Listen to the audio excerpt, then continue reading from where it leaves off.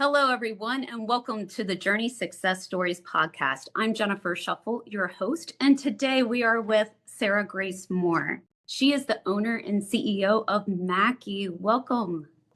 Thank you for having me. I'm Of excited to be course. here. We're so happy to have you. So, of course, today we'll be talking about her business, how she got to owning MACKEY, Mm, but that road along the way, because not all the time is it just a straight shot.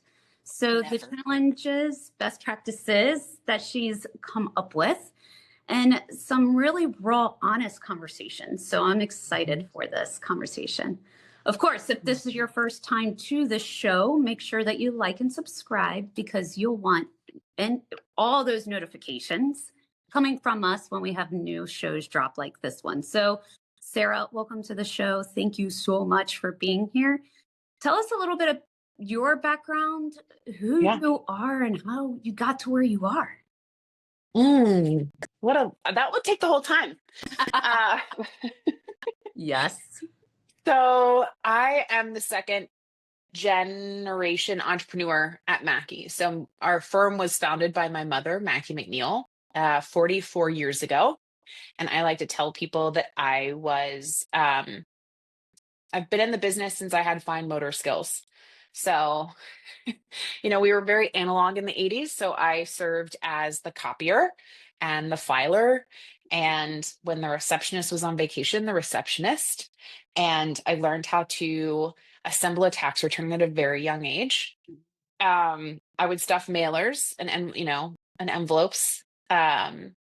So I've been in this business for a very long time.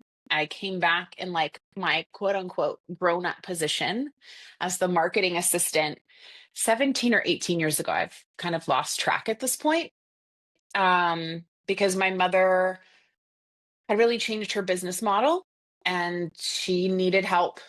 And when you love your parents and you love what they do and they ask for your help, you say yes. Um, and so I really didn't think I was going to be here long term. I've been a creative person at heart.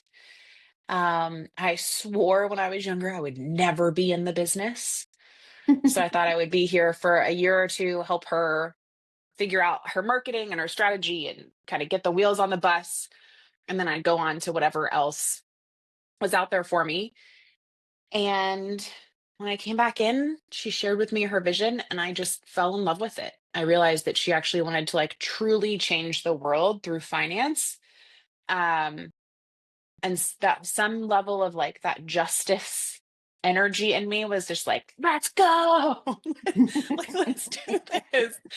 Um, and so I fell in love and I've just been navigating my way through, picking up pieces, putting them back together, filling gaps, growing, stretching until all of a sudden, yeah, I'm at the top. And that's how I got here. Yeah, it is so cool because, so let's first start with who is Mackie? What does Mackie do? Like, what is this business? Mm, yeah, good question. I can't say what we do in like less than 500 words, so I'll try to make it really brief. But so Mackie is a certified B Corp, first and foremost. We're very proud of that. And we are a fractional CFO coaching firm. So we work with small businesses, typically between 500,000 in revenue up to 30 or 40 million, depending on the industry. And we support them through CFO services from a coaching lens. So we're not dictating to you. We're not giving you a list of do's and don'ts. We're not finger wagging. We're saying like, what is this big, beautiful vision you have for the business? And like, let's go get it. And we're just going to bring that data around for you in a way that you can understand, that doesn't feel so scary. And then we're just going to help you make better decisions. And so that's what we do when we support that CFO work with managed accounting services. So outsourced bookkeeping, outsourced month end close / controller, as well as tax preparation and planning, which I hate. I hate tax preparation and planning, but it is like a necessary evil that we have to offer. My team doesn't hate it. I just hate it. So yeah, that's what we do. And that's who we serve. And I love it because I'm sure like I'm sure you know this, working with small business owners, entrepreneurs, founders, it's it's like the best job. Um, being with people who have tenacity and vision and can really literally sometimes create something out of nothing is just the best. It is. It is. And I love even more about the grandiose ideas and Hmm. thoughts, and it pushes you as a Hmm. human as Yeah. well. So, are you an accountant? No, I am not an accountant. Tell us about your No. background and what did you Hmm. graduate from college with? Yeah, good question. Good question. Laying it all bare. So I'm not an accountant. Um, my mother is an accountant, CPA. My dad had a public administration degree. He worked in the business as well. But I started my college career as a theater major. I soon realized that my little tender heart could not handle the feedback. So then you become a Um, business owner. I know. Uh, I know. Yeah. Sorry. So I pivoted and I went to business school for a little while. And I was like, I don't know if this is for me either. So I took a break and actually managed some retail establishments and some uh, bar slash restaurants. And I really liked that work. I really liked managing. I really liked fast paced. But also during that time, I had bought my first house and it was a complete gut job. And I found that I really loved taking this 100+ year old home and like reimagining it. And so I actually went to interior design school at the University of Cincinnati's DAP college. And then 2008 hit, and you couldn't. I don't remember. I don't know if some of these people might not have been born in 2008 that are listening. I don't know. But 2008 was a pretty terrible time to be in anything related to the construction industry. Um, and so, with zero job prospects and no idea when the economy would come back online, I pivoted. And so, I actually finally, in my fourth major, um, I graduated with an organizational leadership degree. And I loved organizational leadership because it was the first time I had ever been consistently engaged and excited about what I was learning. I never found that plateau of like, I've learned enough. I'm good. I'm done. The idea of blending business and psychology in that field of study was just my favorite thing. So yeah, that's me. Well, and I'm sure having the different fields and the backgrounds has really helped Mm-hmm. as far as you thinking outside of the box with Yeah. Matt. Yes. Well, and I So think go ahead. there's also just a lot of like growing up in a family business, you don't realize how much you learn about business. When I was little and there wasn't a sitter, I got to go to the networking events with my mother. And so I learned that my name tag goes on the right because you shake hands and like your eye is drawn up to the name tag. I met influential people. I listened, if the babysitter was sick, I sat in for hours on client calls listening to my mom tell them all the ways they needed to change their business or, giving them their tax bill and getting yelled at. Mhm. So you learn, I didn't realize until not that long ago how much I knew about business from being in a family business. Yeah. So today, like Hmm. fast forward, Hmm. because you're also a mom. I am. So, how have you also taken those learnings, Hmm. good, bad, the great, the ugly, Hmm. and embrace them now as a mother yourself? Another good question. I don't know if I have, here's what I'll say. And I think I've said this to you before. As long as I'm screwing my children up in new and interesting ways, I'm doing well, right? As long as I'm repeating the same mistakes, and then this goes for kind of business as well. As long as I'm making new and interesting mistakes, great. So I think you know, when I reflect back on being the daughter of a working mom who was working, I mean, her light weeks were 50 hours, her heavy weeks were 80 to 90. Um, it was very clear I didn't want to be that way for myself. And my mother would agree. She was like, I never wanted that. I never expected that to be the way you were raised in terms of me not having as much time. So they still, my children are like, Mom, you're never here. You're always working. And I want to do that thing of like, do you know how privileged you are? I'm like, I never saw my mother, but I don't. It's all our lived experience and our perspective. But I have very clear parameters around my time. I don't travel more than once a month. I don't travel back to back. Um, I don't do more than one night out in a week. And I have very much changed even my day-to-day schedule to be more present with the kiddos. So, I'm up at 4:30 or 5 trying to knock out some like deep thinking work so that by the time they get home, I'm not finished wrapping up my day. I'm like, oh no, I've got a full 8 hours in, I'm good. Um, so that has been a big balancing act, and I still don't think I do it well. And I don't know if any working mom, I don't think any mom period thinks they are momming well. No. I think we are all like, oh God, we're failing.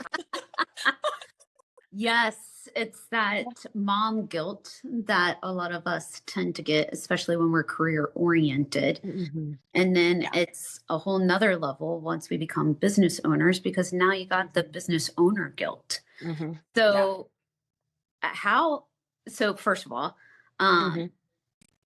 work life inclusion is a Hmm. way that I've thought about it, not Hmm. work life balance, because well, what Yeah. does that mean? And everybody's different. Mhm. But share with us a little bit about that business ownership guilt and mom guilt and how you've really tried to tackle it. Because Hmm. as women business owners, it's a real Hmm. thing, especially those of us who do have little Hmm. ones. Yeah. Well, some days it gets the best of me, and I have to, and I indulge in a glass of like rosé or two because I'm throwing myself a pity party that I've, screwed it up so much. Um, God, it's such a good question. How do I manage it? What am I saying? I'm learning so much that I'm not the only one who's my worst critic, right? I'm not the only one who has this like monster in my head being like, be perfect, be everything, be, you know, figure it out, go the distance, like go the extra mile, right? I'm not the only person who is spiraling in my own head thinking about all of my shortcomings. And I'm learning to leverage those voices not as truth in my head, but as just data, right? So, like, isn't it interesting that when my kid's sick from work or from school and I have some work obligations, that the monsters get louder? Um, Mhm. what is that about? And like, how can I, like, instead of going with the flow of the critic and saying, like, yes, I am failing at this, and yes, it's always going to be this hard, and all of the things that are in my head, I've been trying very hard over, I would say, the last 6 months to be like, huh, interesting data point. What's true about it? You know, what's true about it? And there's definitely something in there. And what I learned most by doing that is I have to have very deep separation of church and state. So like if I'm working, I'm working. And if I'm momming, I'm momming. And I can't do both at the same Mhm. time because I don't, that tension gets in there. So I gave my children what I call the feral summer last year, where I gave them 5 weeks and I didn't schedule anything for them. And we had a really frank conversation of, I was like, mommy's not going to be able to take off all this time, right? Mommy has to get a certain level of work done and I need your support. So these are the things you can do while mommy's working. these are things you can't do while mommy's working. And then if you allow mommy to have this time, we can then go have fun things. But I realized like I hadn't said that to my children before. Like I hadn't been like, I need this. Like I need to be present with you. I need these things from you. And I need to like say these things out loud to build those boundaries that don't make me feel like I'm going off a cliff or that I'm gonna rip into. Actually, rip into is much more how it feels. Like it feels like it's like Yeah. all the need and all the to-dos, like just feels like you're gonna rip. So that is how I do it. But I also like I think this idea of work life integration, when I started the firm, I had a different name. I went by Grace because I came into the business and my mom was like, you can't be Sarah. I have a Sarah on staff and I'm not changing the email structure. So it was just first name at. And I was like, but you get like you literally gave me this name. A long time.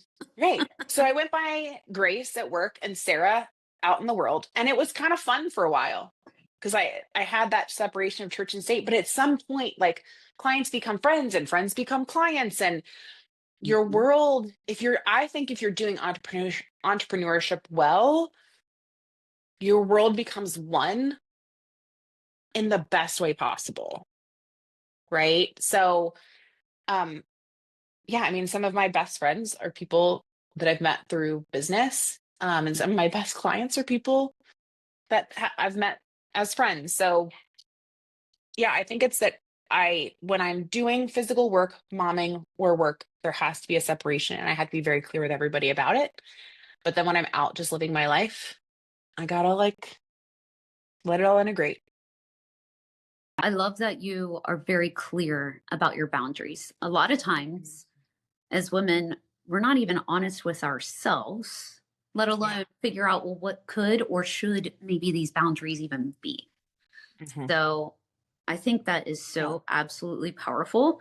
And I know with the ages of the kiddos, you probably feel Mhm. like you're failing, but I can honestly tell you now that mine's 23 and 20, My goodness. right? That us pushing through and them allowing us to see the good, the bad, the ugly Hmm. makes them even better humans Yeah. because they also share and look back. So I know you're doing Mhm. a fantastic job. Thank you. So 5 years from now, where Uh-huh. do you see Mackie? Like, what does Mackie look like? Like, if you were to have us imagine Mm. what it looks like, what does it look like for you? That's a really good question. And I think it's one that keeps evolving as the world's evolving.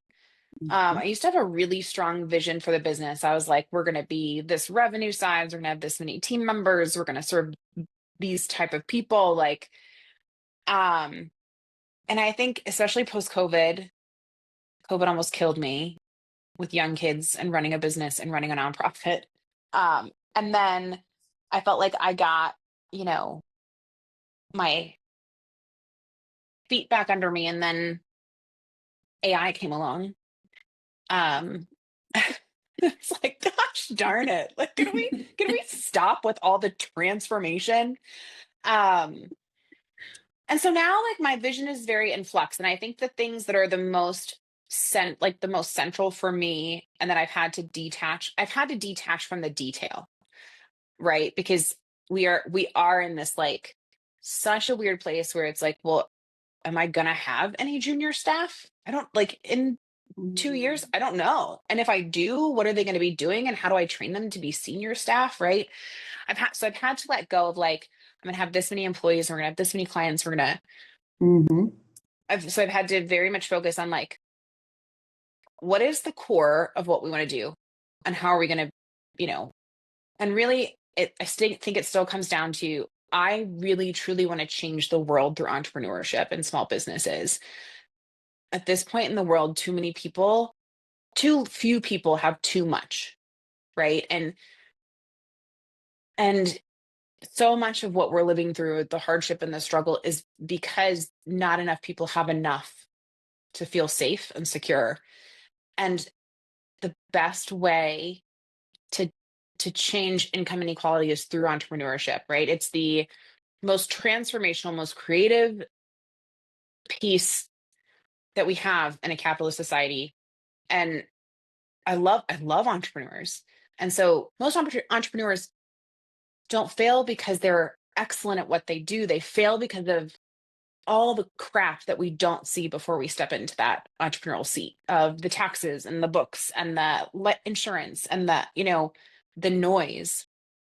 And so providing owners and founders with a place where they feel safe and calm and confident in their financial world, Yes. that they can make clear decisions, that they can see past the next week, the next month, the next 3 months, right? They can see how what they're doing now ties to that long-term vision. Like, that's all I want to do. That's all I want to do. And it's really small, right? Change the world. Just change the I world. mean, it's little.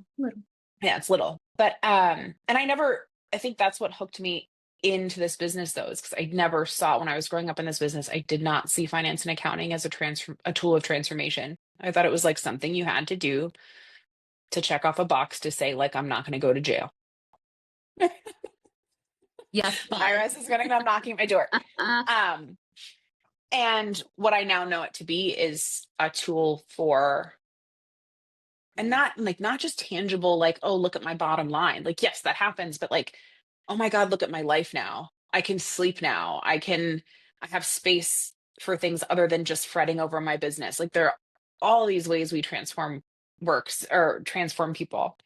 So that is what I want to do. I want to change the world. And, the team may look smaller, but I think the impact will be bigger. And really, I would love for Mackie to grow. I want Mackie to find the right people who feel called to build something that is impactful and need what we offer. Really, that's all I can ask for. Yeah. It's very beautiful. Yeah. How do you think you can really drive forward with that intentionality? Mm. Well, I think what we're really focusing on now with intentionality is like, who are we serving? And being really clear. Like, there are industries, there are revenue sizes, there are but the more important thing is the owner's willingness to let us in, like emotionally, like, is there an ability to do the work, as well as oh, I just lost it. It's so pretty outside my window that I'm like, oh, look at the trees. And it goes out of my head. Sorry, ask the question You're again. good. You're good. As far as driving with that intentionality. So we're focused on who are we serving in a variety of ways. We're focused on what are the things that are the highest and best value. So like how, and building into those. So it used to be that you'd sit in an accounting firm, you'd sit for CPE on the latest tax law changes. And while we need to know those things, we are now sitting in CPE on how do you have a vulnerable conversation with your client that makes them feel safe, but gets you where you need to go. So like, we're being really intentional about like, we're in a relationship business. I tell people all the time, like, I'm looking for generational clients. Like, I want to work with your kids, you know? Yeah. So we are not a vendor. It's just not who we are.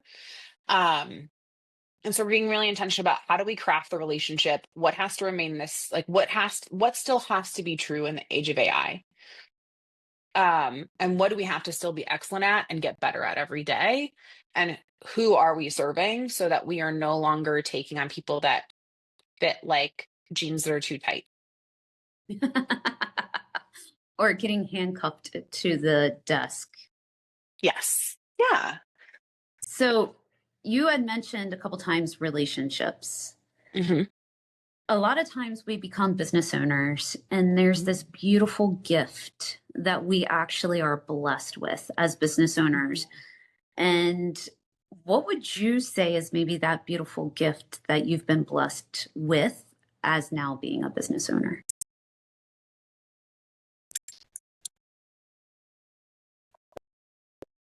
I'm gonna cry and I don't know why. Um,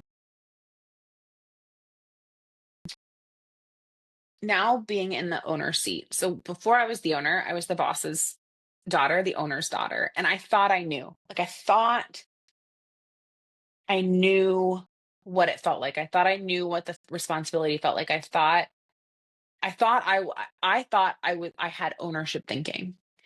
And I think I had as much ownership thinking as a non-owner can have. Mm. Right? Like I think I was as bought in and as accountable and as responsible as I could have been. But as soon as it became me,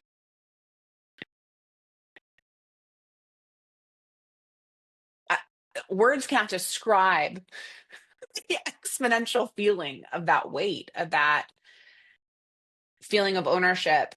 And like, I think the biggest gift in so far, right? I am a very young owner. Like I haven't been the majority owner of this business for very long at all. So the gift right now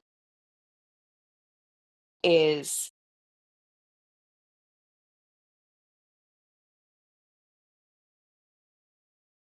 this is I'm gonna get all weird. Do you listen to Taylor Swift? Yes.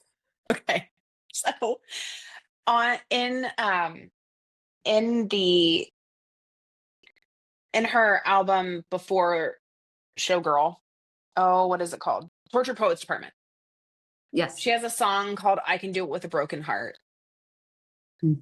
And I think the gift of like being an owner is like that song of like, I finally understand like all of these owners are out there, like, and they are beat up and they are hurt and they are scared and they are doing it anyway. And there is something really beautiful about it, like the bravery and the resilience, like that, and like seeing it, like feeling it for myself and now fully seeing it in others has been probably the biggest gift so far.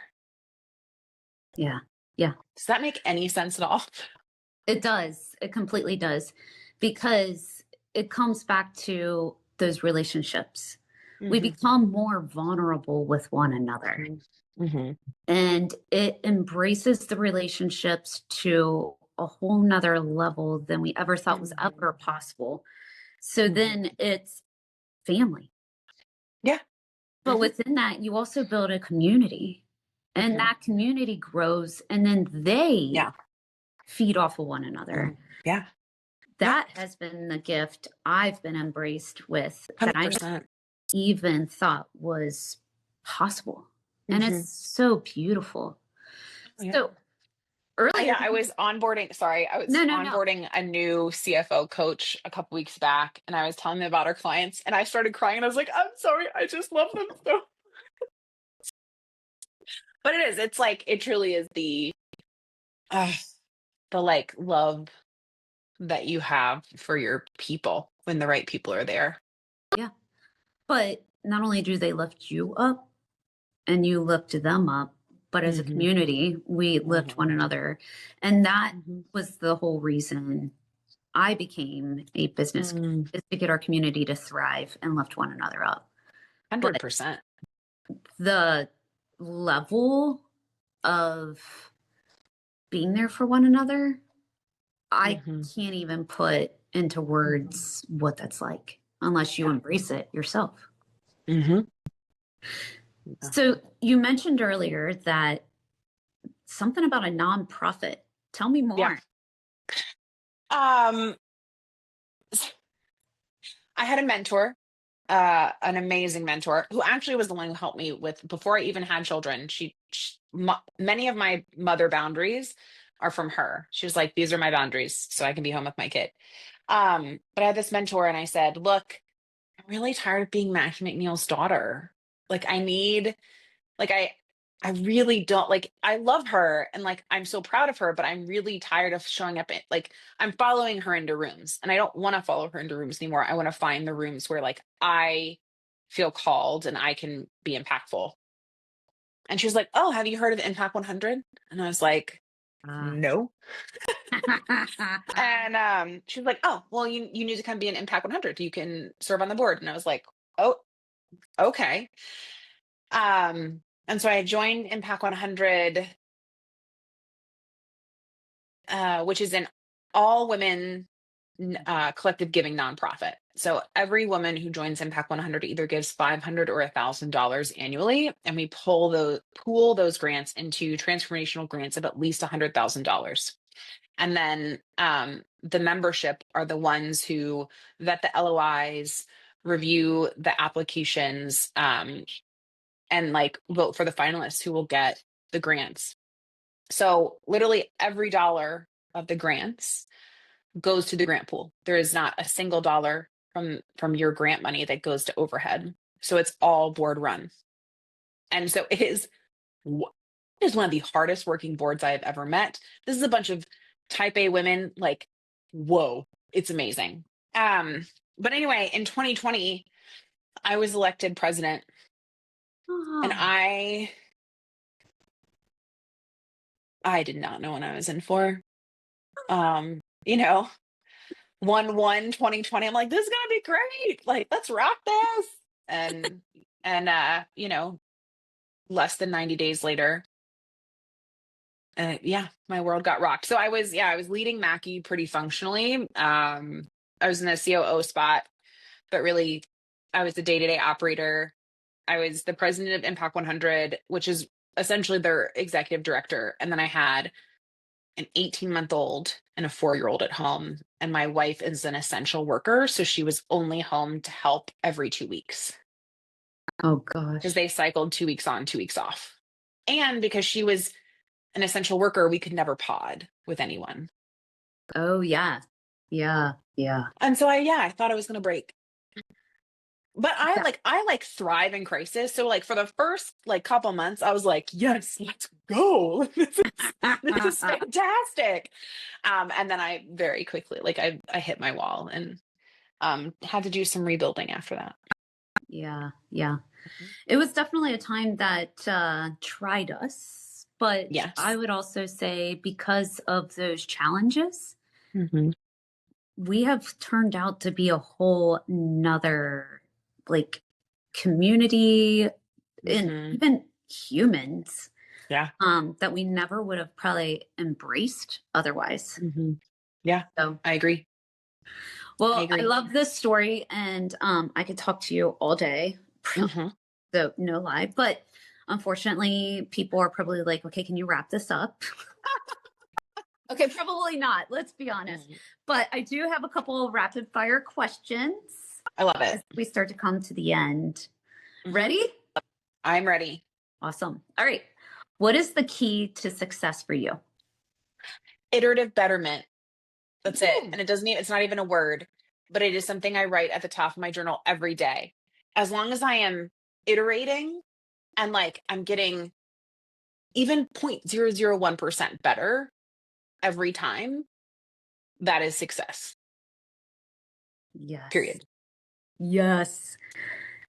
So for those that are listening, if you haven't seen my podcast with Mackie McNeil, you have to, or Mackie McNeil, because she talks about compounded interest. And so that's also what we're talking about. If you improve 1% every day, it compounds and you're a complete different person. Yeah. And I think the iteration is really important. Like in design, you iterate.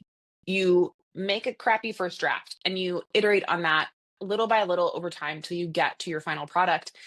And like in the creative world, that's exploration and curiosity. And I think that is why I have iterative there, is because like giving yourself permission to be curious and explore rather than rigid and like, I don't know what the other word is for it, but like we often want to just push ourselves out the door. Yes. And so I personally grow better, faster, in a more lovely way when I let the pressure off and say like, let's go explore. See what we haven't seen. Yeah. Beautiful. So what is one piece of advice that you would give to other business owners? Look at your numbers routinely, even if they're crappy. I mean, thank you. One of the like one of the biggest values of our service is that you have to show up with us once a month and look at your numbers. Like there's lots of other value, but like that alone, just like giving you some accountability to do it. Because I think business owners approach their finances in two ways. They're either an ostrich, meaning like their head is in the sand and they will not look up unless like they absolutely have to, because they are just too freaked out.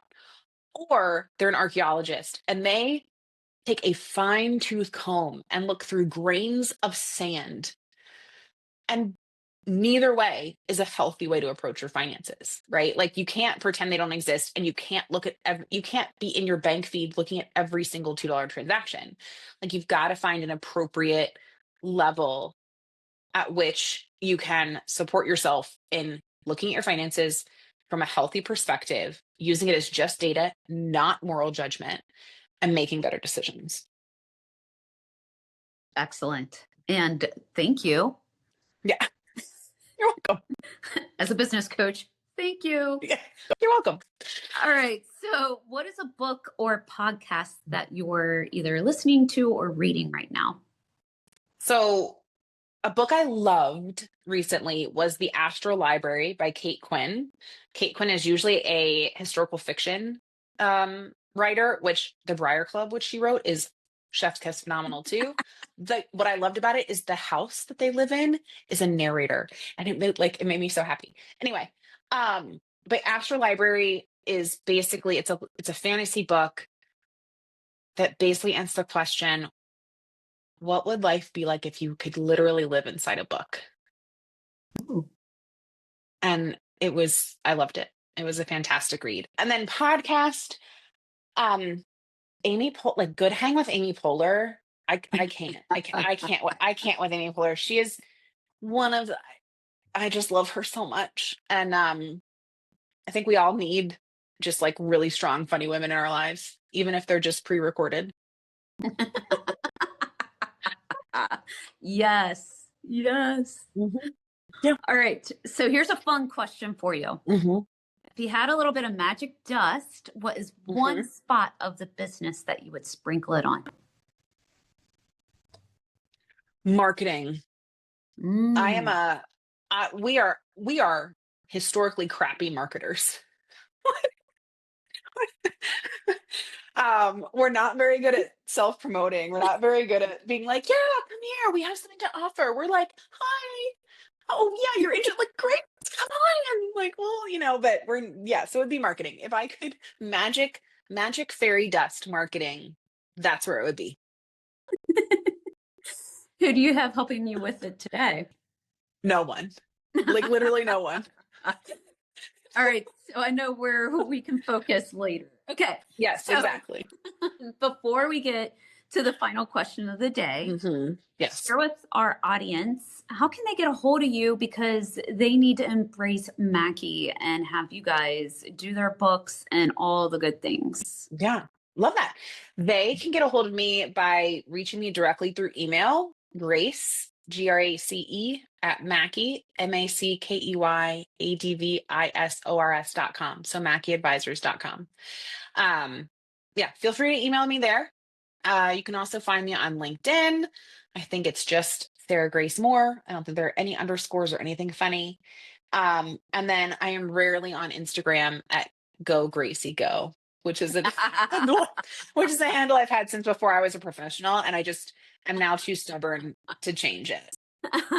Well, because it's stuck at this point. Yeah, exactly. Also, like, all handles are now taken. So unless I want to be like SG537245, like I'm in it. Now you need to go buy a horse and go. Yes. Go. Actually, that is a very good horse name. It is a fantastic name. And then you can totally use that as a marketing ploy as well. It could become your mascot. But did you know that there are now apps where you can buy like 0.01% of a horse? Yes. I want to go buy like 0.01% of a horse and be like, I own a horse. Yeah. I own the 2 eyelashes on their right eye. Yes. and then make an Instagram, like all sorts of things about Yeah. this. Yeah. This is my horse. I love it. All I have right. a very So deep vested interest in it. very deep. We might be sprouting a third eyelash. Mhm. Yes. Mhm. All right. So now that we've come to the final question of the day, Mhm. what is most inspiring to you today? Most inspiring to me today. Okay. This is I'm so weird. But last week I did a talk to business owners on The Greatest Showman and why it is the only story of entrepreneurship you ever need to watch. And Mm, so I would say right now, because I was deeply immersed in that movie to like make sure I hit the points I wanted to hit, which I still didn't. I could do like a semester's worth of a lecture on The Greatest Showman as an entrepreneurship case study. I'm there. Yeah, but I like that it inspires me in so many ways because it inspires me in the entrepreneurial moment, that flash of like inspiration. It inspires me in how he sees the truth and the amazingness of his people and he pulls it out and he puts it on display. It inspires me in the way he finds a partner and brings them on and shares ownership. It inspires me in the way that the bearded lady comes out and is like, screw y'all, this is me. It inspires me in the fact that he lost his way and then he comes home. Like I'm telling you, I could do a semester. So like I will tell you, I find inspiration. I listen to that soundtrack like way more than I should. Like way more than I should. Um, but yeah, that's my answer. That's where I find inspiration right now. I love this so much because last weekend we were in Florida and I Mhm. had that soundtrack Yeah. on replay. Like that's all I Mhm. listened to the It's entire so weekend. good. Oh, it's It's so good. fabulous. That and Hamilton.